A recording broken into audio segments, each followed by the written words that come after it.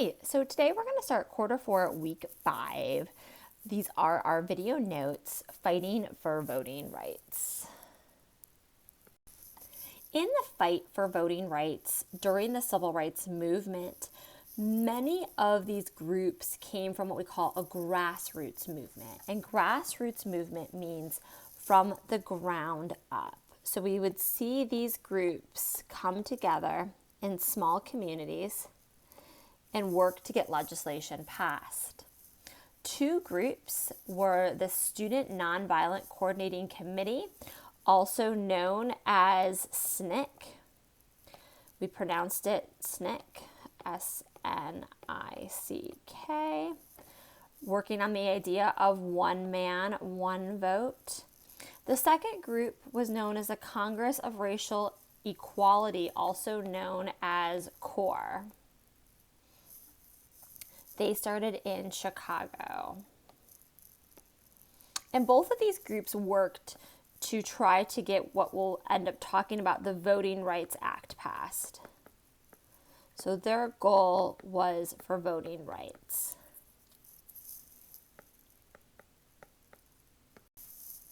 And these two groups led us into what was known as the Freedom Summer of 1964, where there was a fight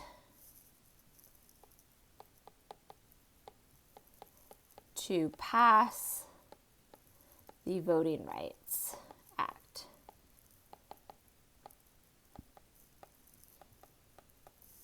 Most of this took place in Mississippi.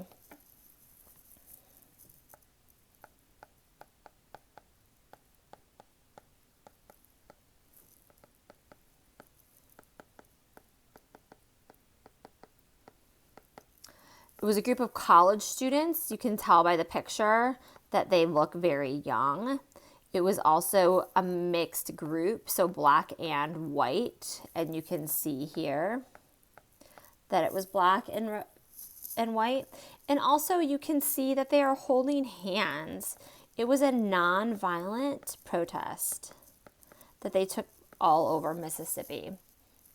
Now, unfortunately, it wasn't always nonviolent, and not because of the Voting Rights Act supporters, but because of the communities that they were entering into.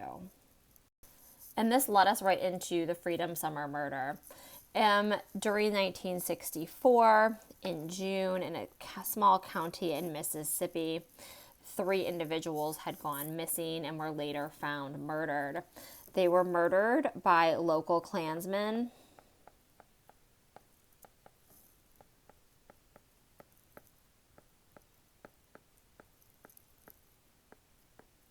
And police officers.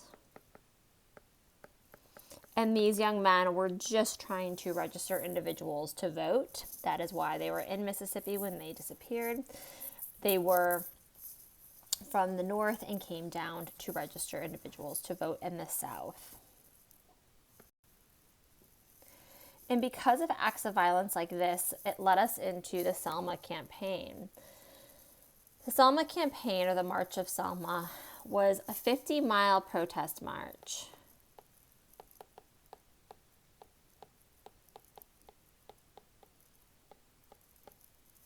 From Selma to Birmingham.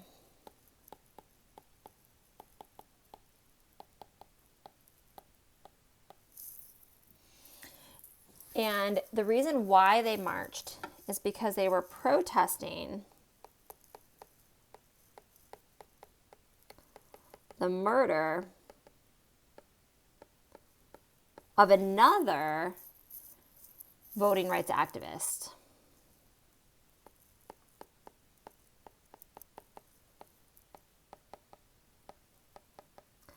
Many of you may have seen the movie Selma. If you have not, I highly recommend it. There were 2 marches. The first march was going to be on March 7th. But the individuals, including John Lewis, were beaten by police and had to turn back. And so what you see here, this picture right here, is actually the second march. And this happened a few weeks later on March 21st. And it ended up having 3,000 people. And the support of the police, and support of the federal government.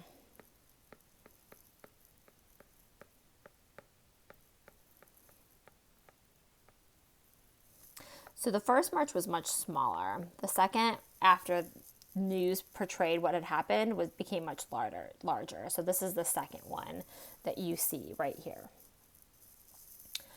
All right, and moving forward, this led us into the Voting Rights Act of 1965. So the Voting Rights Act was passed, and it did two major things. It eliminated the literacy tests. Literacy means to read, so you no longer had to do any sort of test before you voted. And also enabled federal examiners to register voters. Why that is important is because what that did was, if a local area or local government refused to register voters,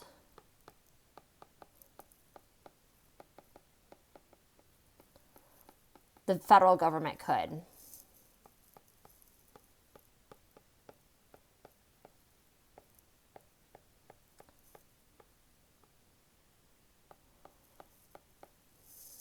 Okay, and this is our lesson on voting rights during the civil rights movement. Please move on to watch the video clips and complete the assignment and journal entry for this week. Thanks so much and have a great day.